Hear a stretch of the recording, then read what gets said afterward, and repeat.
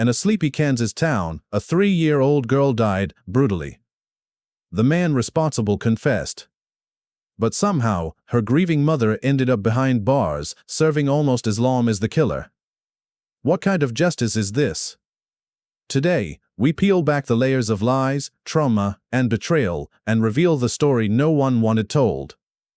In the heartland haze of Havenwood, Kansas, life seemed to unfold at a gentler pace, wrapped in the quiet comfort of familiar streets and friendly faces. But beneath the polished surface of this seemingly peaceful town, something dark festered, unseen. Think of Lily Anne Moreau, a little girl barely 3 years old. Picture her bright smile, the easy joy in her eyes, a picture of perfect innocence. Yet, behind that blinding light, a different, horrifying story was being written in the shadows. A life marked by unspeakable suffering, hidden from the world. This isn't just one isolated tragedy. It's a tangled web of chilling secrets and devastating betrayals, a story that forces us to confront the terrifying reality of child abuse. It raises uncomfortable questions about the systems designed to protect the vulnerable and how they can fail so catastrophically. Love, suffocating control, bitter revenge, these powerful forces intersected in Lily's life, creating a vortex of chaos. How does such darkness take root in supposedly safe ground? Who held the truth when lies seemed more convenient? In a town built on neighborly trust, who could you really believe? What follows delves into the haunting details, a creative exploration grounded in harrowing events, seeking to understand the shadows that consumed a child. The tragedy didn't begin on the final, terrible day. No. Its seeds were sown much earlier, in the fractured ground of her own family.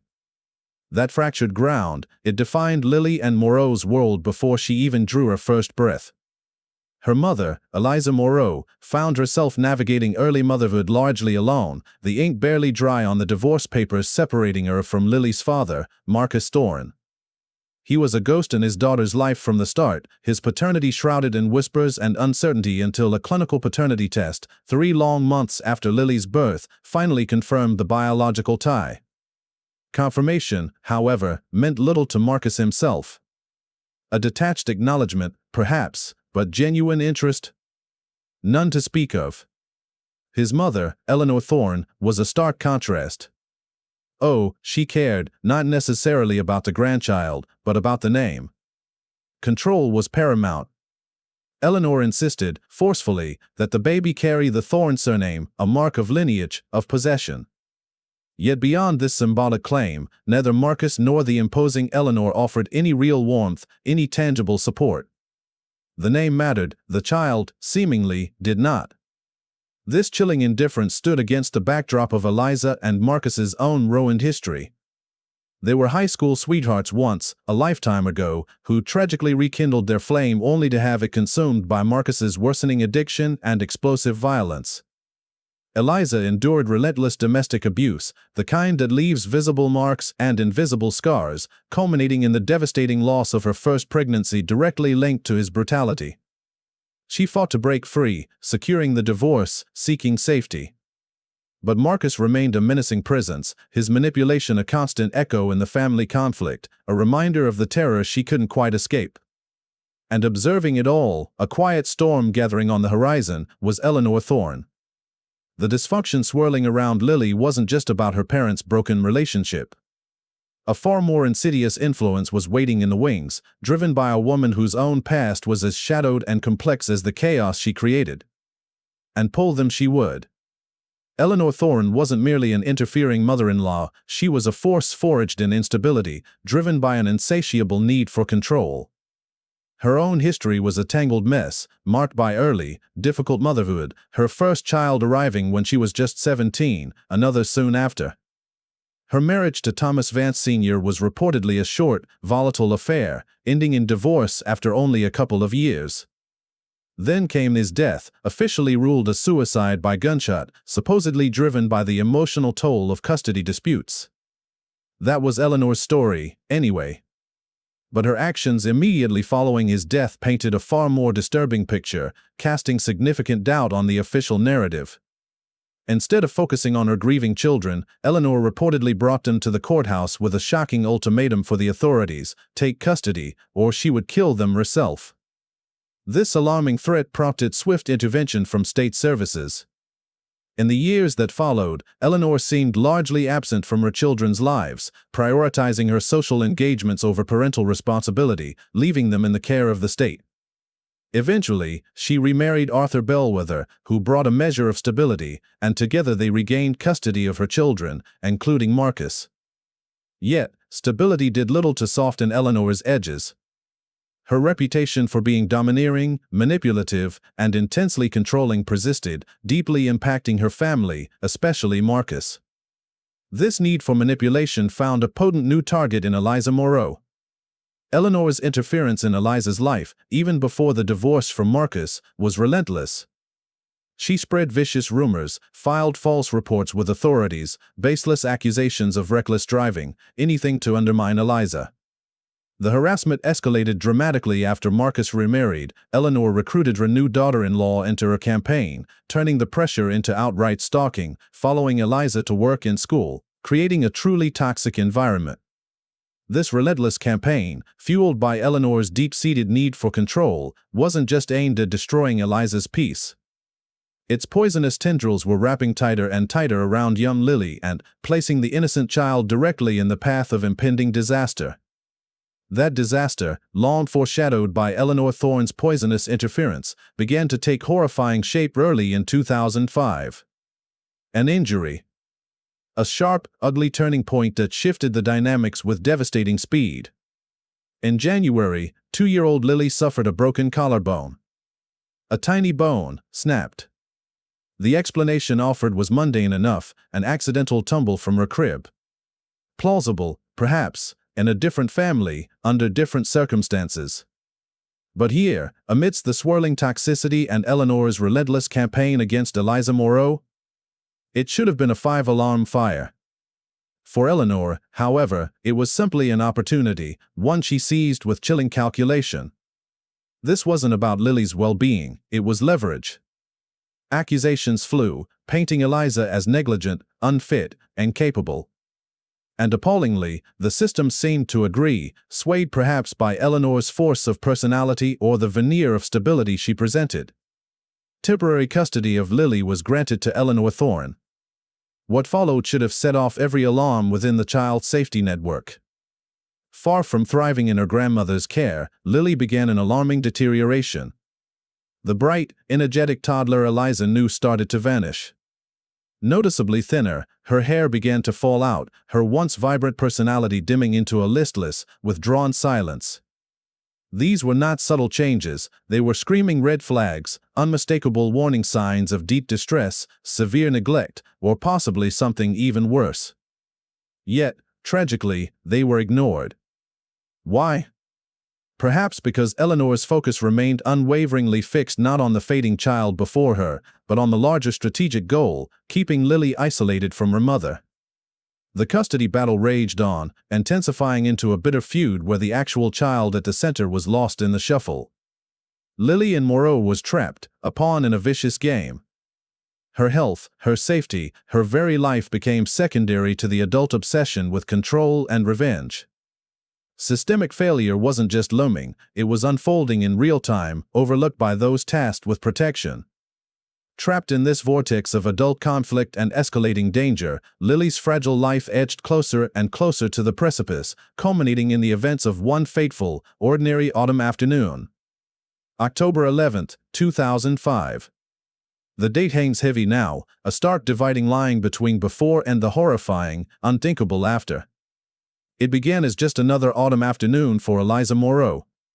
She had errands to run, pick up her stepdaughter, grab some therapy paperwork for Lily from the post office. Routine tasks. Lily and her precious daughter was napping soundly back home, tucked into her bed. Safe. Eliza's boyfriend, Daniel Vance, was there keeping an eye on things. She wouldn't be long. A quick kiss on Lily's forehead, a whispered promise to return soon, and Eliza slipped out the door. But the scene that greeted her upon return shattered the ordinary into a million terrifying shards. Flashing lights, red and blue, pulsed against the twilight sky, painting grotesque shadows on familiar walls. An ambulance hulked near the curb, its very presence an obscenity. Paramedics moved with a grim urgency. And standing on the porch, her face a mask of terror and sadness Eliza had never witnessed before, was her own mother. Panic seized Eliza's throat. "Mom? What is it? Where's Lily?" The words barely formed. Her mother relayed the frantic message from Daniel. Lily had apparently suffered a seizure while sleeping. Paramedics were inside, working desperately, trying to bring her back. Then the world dissolved into a blur, sirens, the frantic rush to the hospital, the cold, bright efficiency of the ER. Doctors and nurses moved in a flurry, machines beat to frantic rhythm, and then a terrible quiet descended. 4:45 p.m. The effort stopped. A doctor approached, his voice low, his words gentle but utterly final. Lily Anne Moreau was pronounced dead. Shock curdled into an agony so profound it felt physical. Eliza moved as if underwater into the small room where her daughter lay, impossibly still. She gathered Lily's tiny, frail body into her arms, rocking her, the sobs tearing through her with violent force. A single, heartbroken question whispered against cold skin, "Why? Why my baby?" But even in that initial fog of unbearable loss, as the hospital staff spoke quietly of necessary procedures, unsettling whispers began to emerge, questions hanging heavy in the air that cast a chilling doubt on the simple explanation offered for Lily's last moments. Those chilling doubts solidified into hard, cold suspicion right there in the sterile quiet of the hospital corridors, particularly surrounding Daniel Vance, the boyfriend entrusted with Lily's care in those final hours. His behavior under the flat, fluorescent lights was jarringly off. He seemed agitated, overly concerned with the necessary medical procedures. "They're not really going to cut her open, are they?" He was heard asking someone, a strange, defensive edge to his voice. Then came the dramatics, two sudden collapses, attributed perhaps to fainting spells or a heart issue, convenient episodes that momentarily diverted attention just as uncomfortable questions began to surface. But the autopsy proceeded, a grim necessity. Its clinical findings blew the initial seizure explanation apart entirely. Lily Anne Moreau died from massive blunt force trauma to her abdomen. A deliberate, violent impact, not an accidental fall or medical event, had caused catastrophic internal organ failure.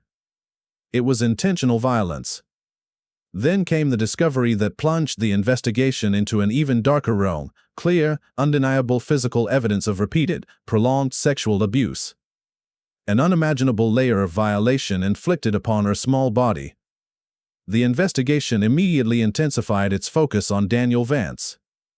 A search of his personal computer unearthed a sickening cache of illicit images and videos, damning evidence of child exploitation, painting a terrifying portrait of the man Eliza had trusted. Suddenly, the past clicked into horrifying alignment. Lily's broken collarbone earlier that year. Her alarming weight loss, the hair falling out, the withdrawn spirit Eliza had agonized over while Lily was temporarily under Eleanor Thorne's watch. These weren't isolated misfortunes or simple parental shortcomings. They were glaring points on a trajectory of prolonged abuse and neglect, terrible warning signs tragically missed or deliberately ignored by a systemic failure to protect. A pattern allowed to continue, unchecked, until this final, fatal act. The evidence seemed overwhelming, the perpetrator clear. But the pursuit of justice for Lily Anne Moreau was about to veer onto a path so shocking, so controversial, it would ultimately implicate not just the man responsible for her death, but her grieving mother too.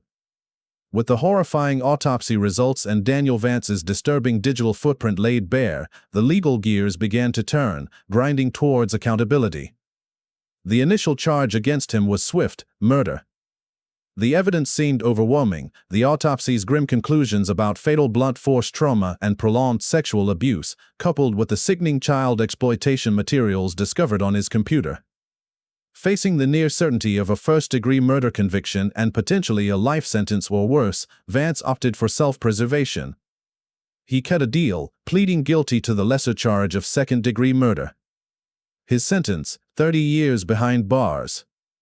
A number that, to many observers closely following the case, felt disturbingly, sickeningly inadequate for the sheer brutality of his crimes against Lily Anne Moreau. But just as the community absorbed the reality of Vance's plea deal, the judicial system delivered a stunning, wildly controversial blow that sent shockwaves far beyond Havenwood. Prosecutors announced they were also filing charges against Eliza Moreau. Not murder, but enabling child abuse. The argument presented by the state was chilling in its implication that Eliza, despite being miles away running errands when the fatal injuries occurred, bore criminal responsibility for her daughter's death. They claimed she had failed in her fundamental duty to protect Lily, alleging she should have recognized warning signs about Daniel Vance's abusive behavior and, by leaving Lily in his care that fateful afternoon, had effectively enabled the horrific outcome. This accusation struck many as cruelly detached from Eliza's reality. Failed to protect? This was a grieving mother, a woman who had navigated years of toxic family conflict and relentless harassment, likely orchestrated by Eleanor Thorne, who had attended therapy, fought through painful custody battles, and worked tirelessly against significant odds to provide a stable home for her daughter. What clear warning signs had she supposedly ignored? Or was the judicial system simply looking for another place to lay blame? Incredibly, the charge stuck. Eliza Moreau was convicted. Her sentence sparked fresh outrage, 27 years. A mere 3 years less than the sentence given to the man who had actually inflicted the fatal beating and sexual abuse.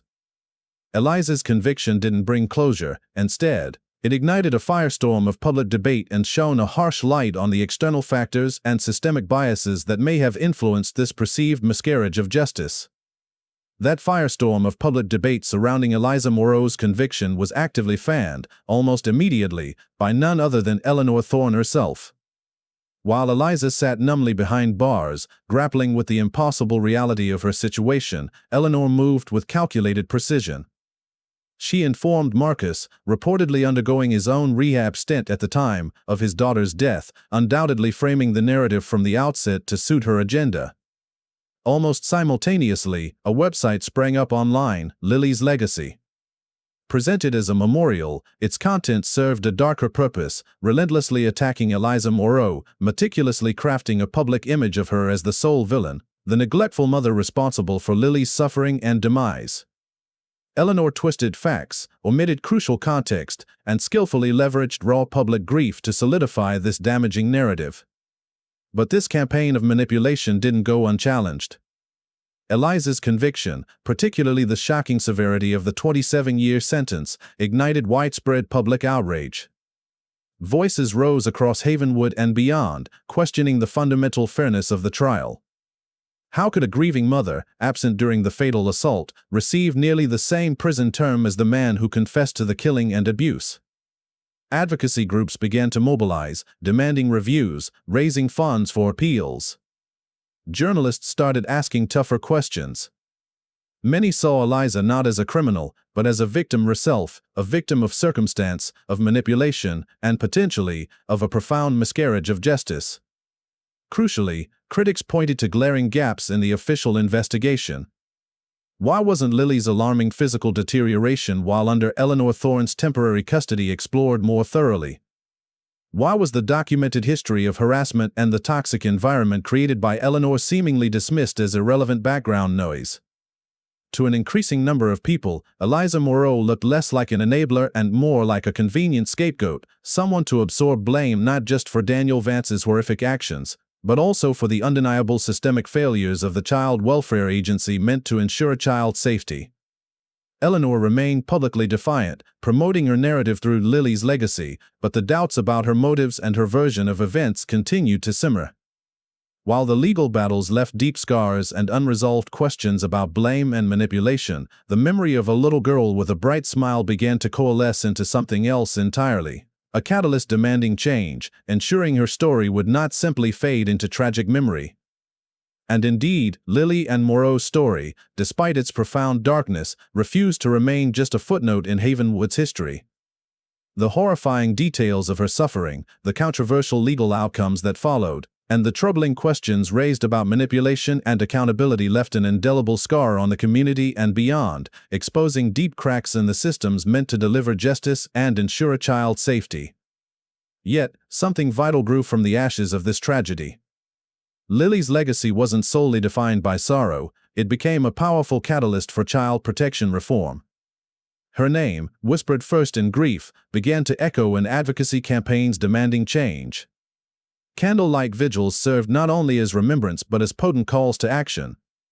Spurred by the public outcry and the undeniable evidence of systemic failure in Lily's case, communities and lawmakers began pushing for better training for social workers and officials to recognize the subtle and overt signs of abuse, demanding improved oversight in volatile custody battles, and advocating for stronger, swifter intervention protocols. Systemic change, slow and hard-won, began to stir, fueled by the memory of what had been lost. Amidst the policy debates and the ongoing fight for accountability, it's crucial to remember Lily herself, the little girl with the infectious smile, perhaps a love for bright colors or simple drawings, whose potential was stolen.